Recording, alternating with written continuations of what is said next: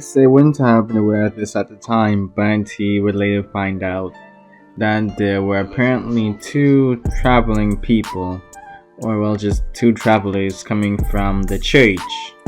He had already had his interactions with the church, or what he presumed to be the Christian church at one point, and it wasn't necessarily all that pleasant. But he had no idea what these other two people were going to be like. He wasn't even aware at the time that these two people were even in his city.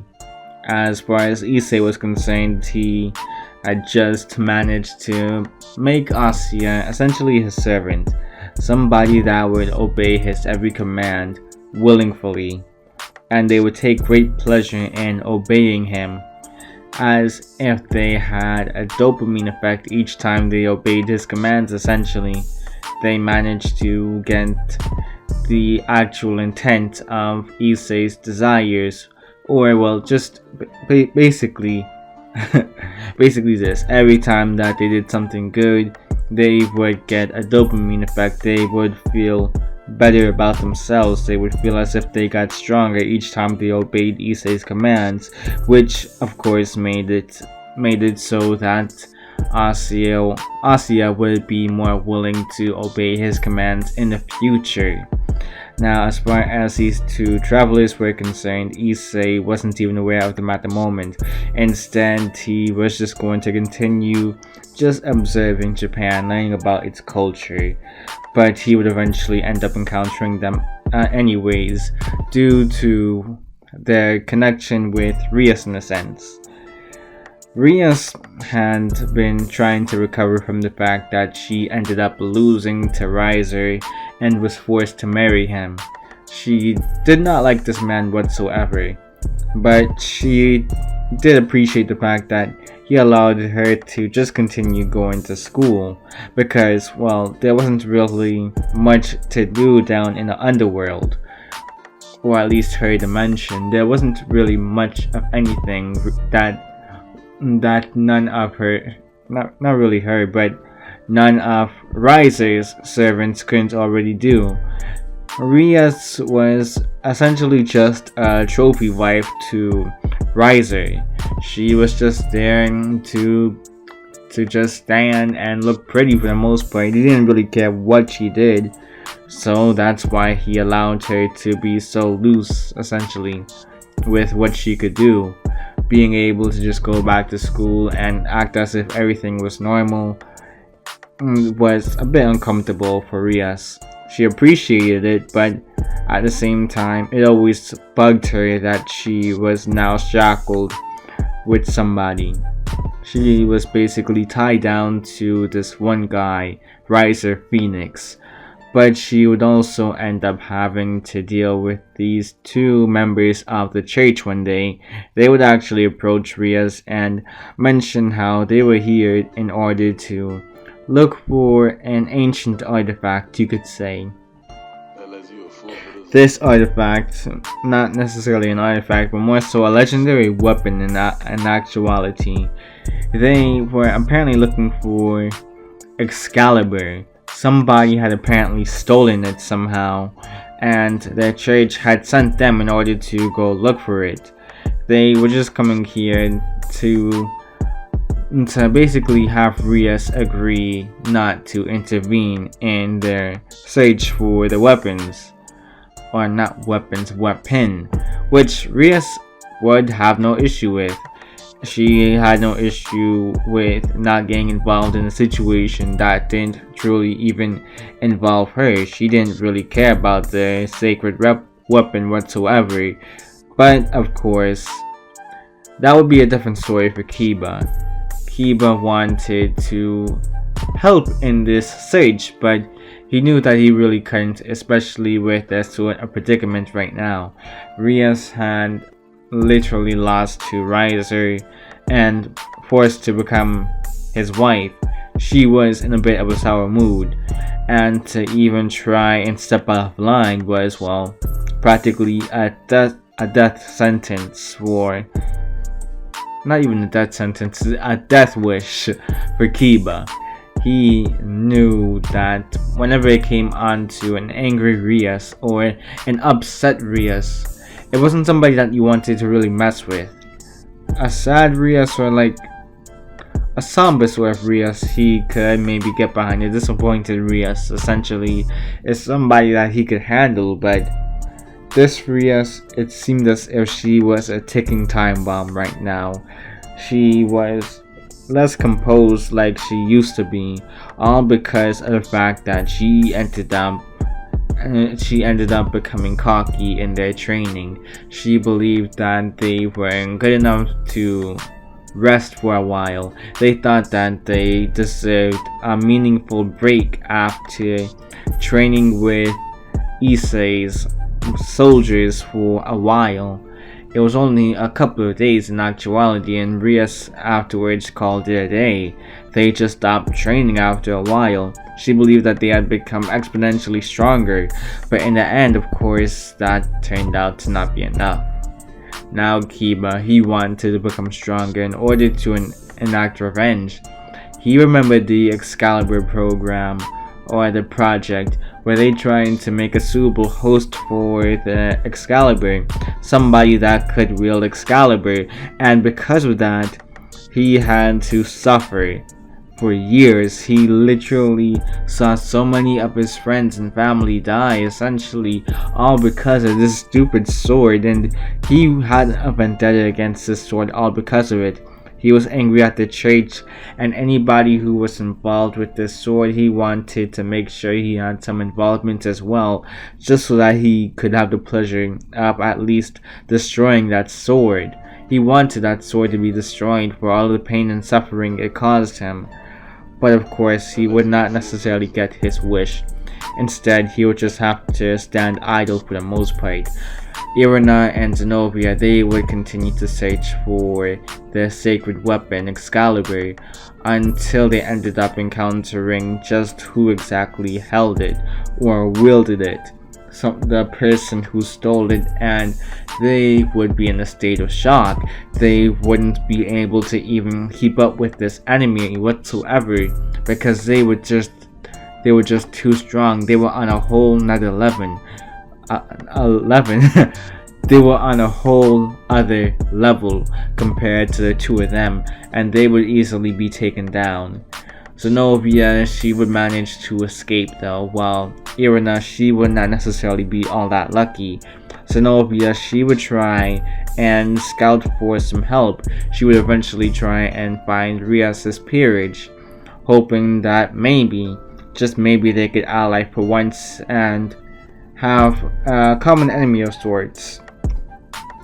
They tried to have like a sort of peace treaty before, where it's like I don't get involved in your affairs, you don't get involved in mine, when it came on to the whole Excalibur thing. But things had taken a turn for the worse, and Zenobia, honestly, she needed as much help as possible. Rias would be unwilling to help in this situation though. She did not really want to get involved in the church's affairs.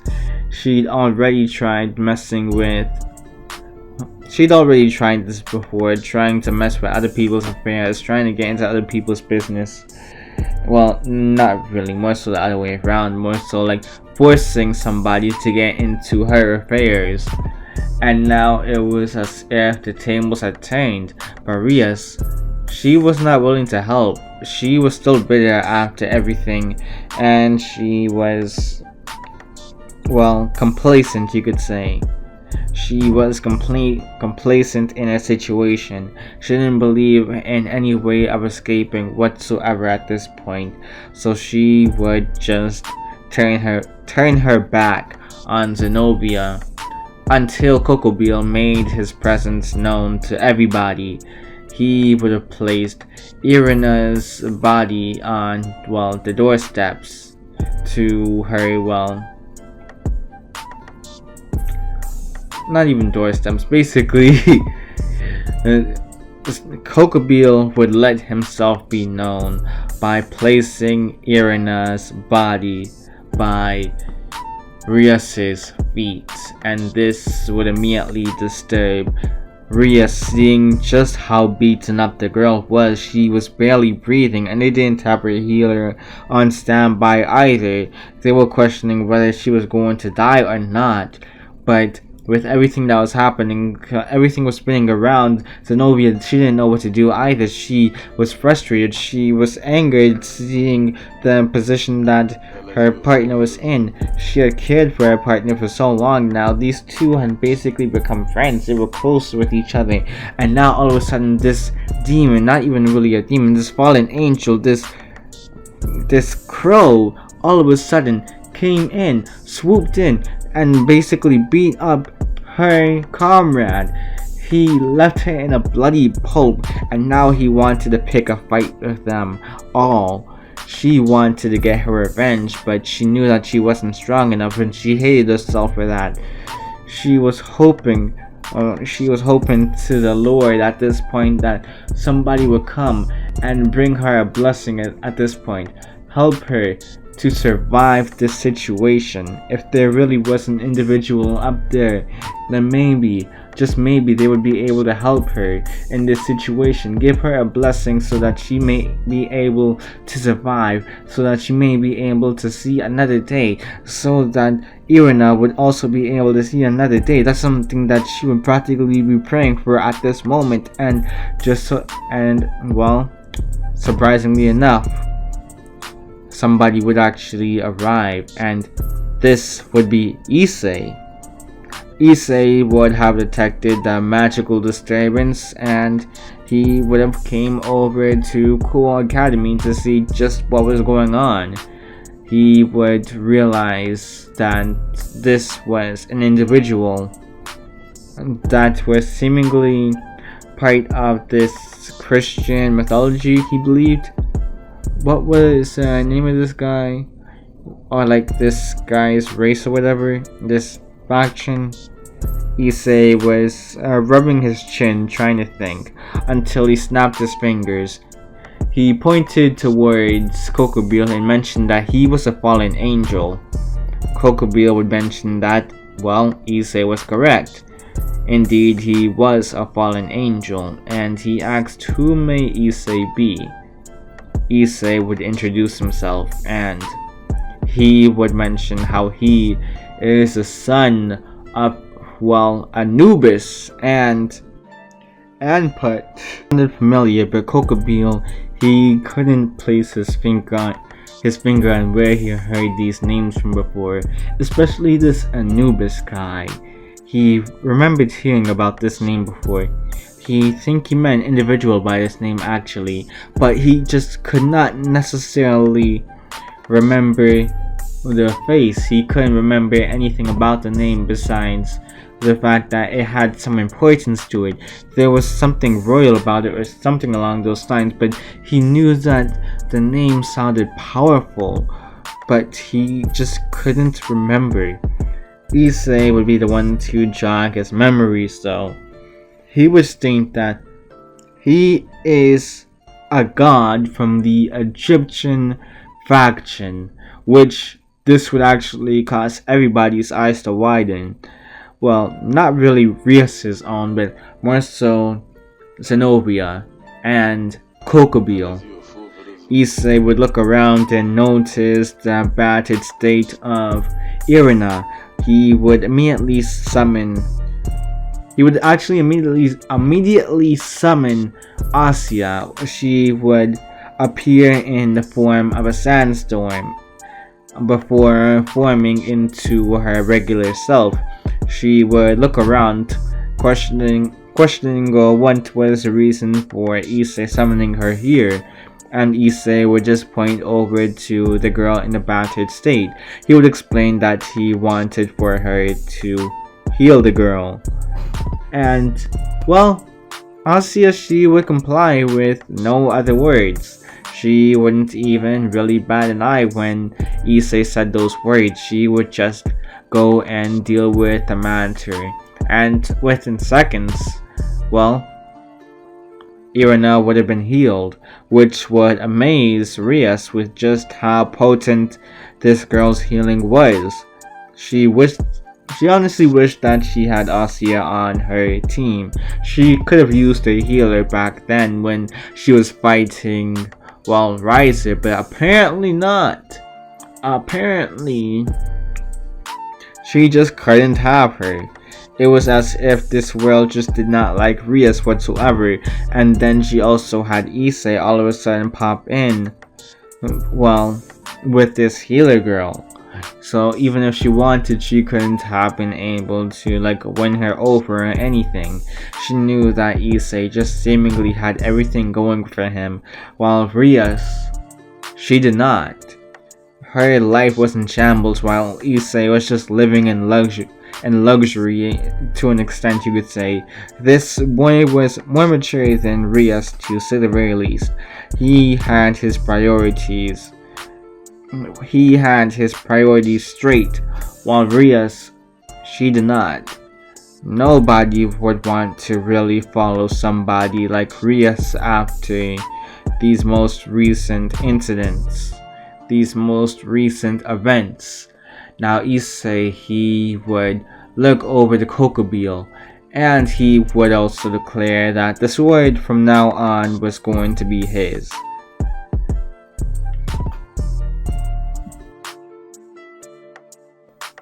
Kokobeel would mention that Issei seemed to be quite a bit of a cocky person, a cocky brat, and just state that, oh, Excalibur was going to be his from now on. Yeah, right. He needed to be able to defeat this man in combat if we were to ever get this sword. He would need to prove his worth, and from the seams of it, Issei didn't seem all that strong. Sure, he may have some backing to his name or whatever, but what does that say about him specifically? He wanted to get a feel for just how strong Issei was himself. And Issei would oblige before summoning his shadow army. Well, okay, I'm thinking about another enemy. Okay, not his shadow army, but you can kind of say it. Basically, he would basically summon his army of deceased soldiers.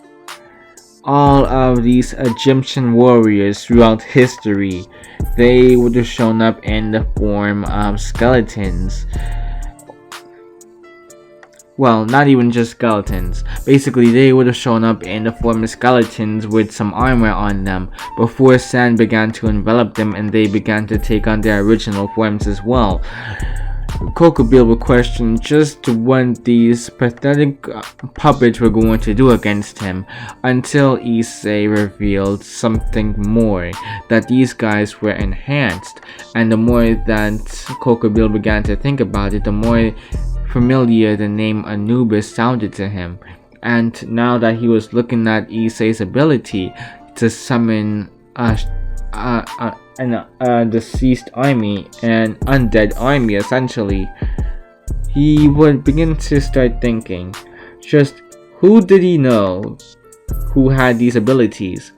Who exactly was part of the Egyptian mythology, the Egyptian faction, and was able to... Oh no. Once Kokobeel finally realized, once it finally clicked in Kokobeel's mind on just who Anubis was, he would immediately back off. He would not want any sort of smoke with Issei whatsoever. He realized where he was going wrong. He realized that he simply had no chance against Issei, and he especially did not want to get on Anubis' bad side, even if he wanted to actually take down Issei. He knew that the Egyptian faction did not play, especially the stricter ones like Anubis. People like Anubis, they were not all that forgiving. They were fair, but they were, well, exactly that. They were fair. So if you were to just lose in the balance, well, it's like this.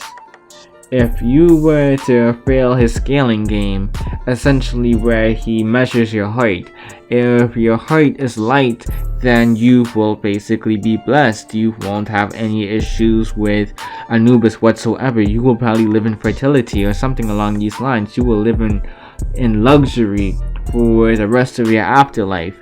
But if you were to fail, well, that's it. You are going to suffer by the hands of Anubis. That was how he basically fought. And although sometimes it would end up going in the people's favor, other times Anubis would have been the one to rip out their hides. He would have been the one to wrap them up in bandages and leave them to die. All of these things, he had heard the stories of Anubis, and he was lucky enough to end up having an encounter with the man as well.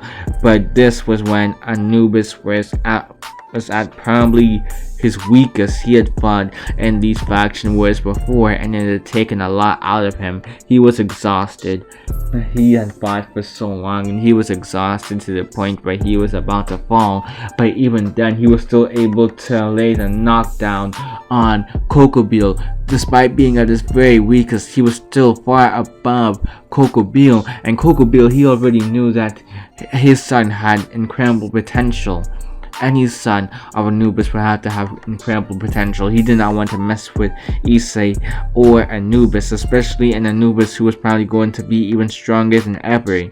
And Anubis then was at full health, possibly. He didn't want to mess with that. So he would decide to relinquish the sword. He would decide to immediately give up. He did not want to have to deal with this Egyptian faction whatsoever, and Issei would be rather surprised, but he would smirk. He would say that it seemed that this Crocodile guy managed to wise up. Crocodile would nod his head in understanding, not necessarily understanding, but he would nod his head in agreement. He would mention that he had no idea that Issei was the son of that god. He did not want to have to deal with them in any form or matter. Well, Issei would have to admit that was a very smart decision, because Issei was one thing, but Anubis, yeah, Issei was well aware of how his father got down at times, and Issei would look down at others. He wouldn't have even really had to use his zombie army, essentially. He didn't really have to use his army whatsoever. He didn't have to use the army of the undead, and so he would just release the Scorpion army. He would look over to Rias and everybody else, and he would mention that, hey, does anybody else need healing? Nobody would nod their head. Everybody would actually shake their heads in response. And, well, Irina and Zenobia, they would just look at Issei. And then they would also look over to Asia. Zenobia would make a comment about, well, Asia. She would mention how she recognized Asia. She thanked the girl for healing her friend, healing her comrade, Irina, but she would also make a comment about how, well, Asia was basically thrown out of the church. She was forgotten by the church. She was shunned by the church, to say the very least. And Asia, in response, would actually laugh. She would mention how she was glad that happened, because if it weren't for her getting thrown out of the church for healing a devil, she probably would have never ended up meeting Issei. And Issei had basically been a blessing in disguise for her. And she learned so many things from Issei so far, and she also realized something. You see, the guy that they've been worshipping this whole time, yeah, he's dead. They've been worshipping a dead man for the longest. Apparently, Issei's father, Anubis, was one of the gods of, well, the Egyptian mythology, or like the Egyptian faction, and they were well aware of everything that happened during the faction wars so many eons ago. And in that war, well, somebody actually managed to kill the god, kill the Christian god. And so, in the whole Christian faction, it's pretty much been out of whack. The whole Christian mythology or religion, whichever way you want to really describe it, it's been out of whack ever since. The angel Michael has been trying to keep some order, but even he can only do so much. When it came on to the other factions within the, well, Christian religion as well, they've also been struggling to maintain some form of balance. And of course, she would have just laughed at how these two reacted. Irina and Zenobia, they would have been crushed hearing that. They wouldn't know how to react. Zenobia would immediately go into denial, but Issei would confirm every word that, well, Asya just said. Zenobia called blasphemy, but Issei would just tell her to watch her tone. He would glare at her and summon some sand. Zenobia would just look at the sand unimpressed. She would comment on what exactly that was supposed to do, in which Issei would turn it into a sandstorm. It was as if she was in the Sahara Desert all of a sudden, but Issei would quickly disperse the sand, and it was as if she wasn't just hit by the sand whatsoever. It wasn't as if she was hit by a whole sandstorm. And Issei would just mention that it would probably be best not to test him, because this was him going light on her. Just imagine if he was actually angry. Nobody wanted to get on Issei's bad side, so it would be best for her to watch her tone from now on. Zenobia would whimper in response, and so would Irina. She had never seen her comrade act this way, act so subservient. But now that she really thought about it, Issei didn't seem like that bad of a leader. If it was true what they said, that the religion was basically in shambles at this point, then maybe it would be best to look into this Egyptian mythology. This man came during their times of need, so it would probably be best to also return the favor. Maybe help him as well. Irina would actually be the first one to offer herself here. She would offer to become a servant of Issei's, just like, well, Asya. And Issei would question if she was sure. Irina would nod her head in response. She was 100% positive in this decision. She did not want to even really think about deciding to go with any other decision here. She figured that Issei was going to be her best bet at having some form of foundation after everything that just happened, after she had been so shaken up from Kokobil's attack, and then him being so scared of Issei and his father. She knew that the only way to get strong was to be in, well, Issei's graces as well.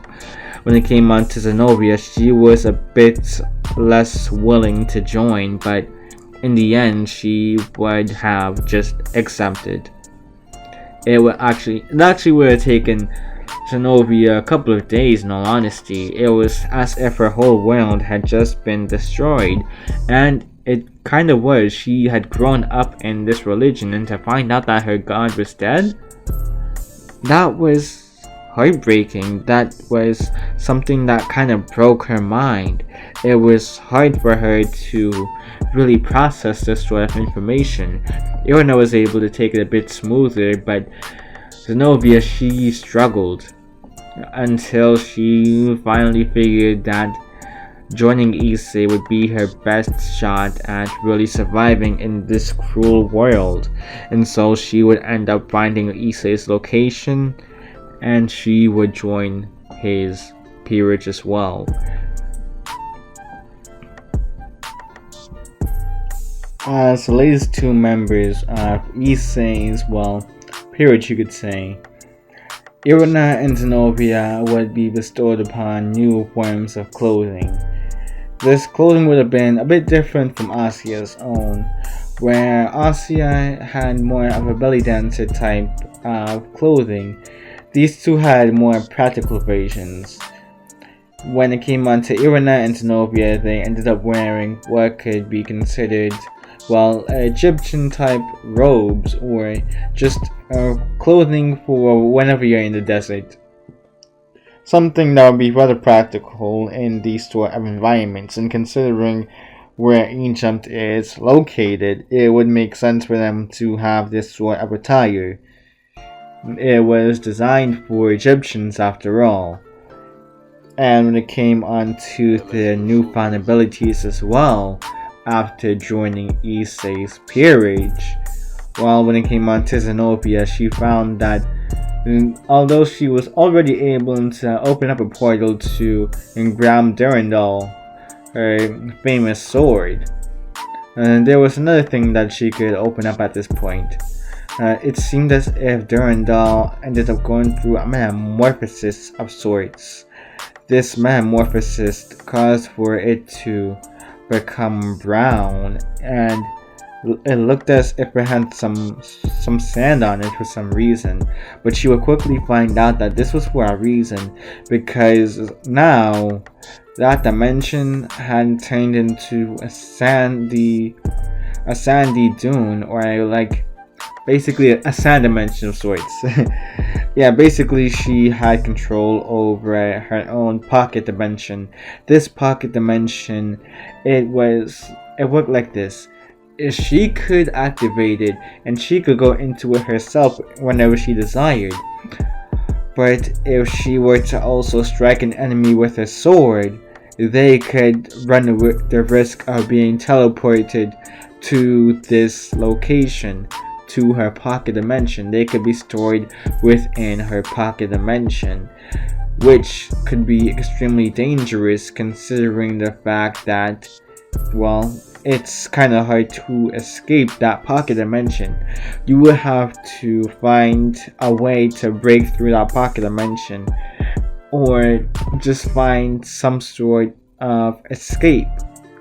But, that would be extremely hard with how Zenobia seemed to work. She was not a very forgetful person whatsoever. She wasn't just going to allow a person to escape this pocket dimension of hers. Oh no, instead they were going to suffer within that pocket dimension.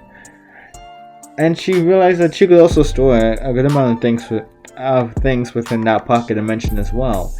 She could have her enemies just die within her dimension, or she could store a bunch of items in that dimension and use them for later usage. She found that to be rather convenient, and Irina shared a similar ability. In a sense, you could say. You see, Irina's ability was that she can mummify people. This kinda horrified her at first, but she realized that this could be rather useful in combat. When it came on to how this ability worked, it was whenever she ended up striking her opponent.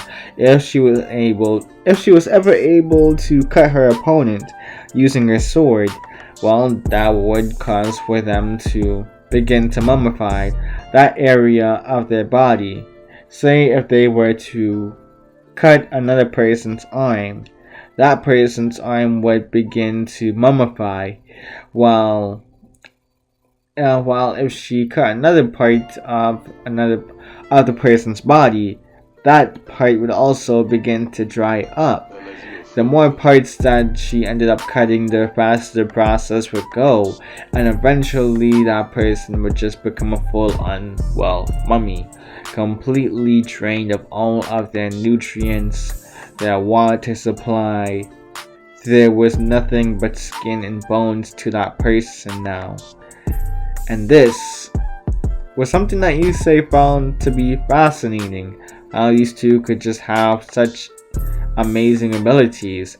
And you would look at Issei as well, and he would comment on how she was basically like the giver and taker of life as well.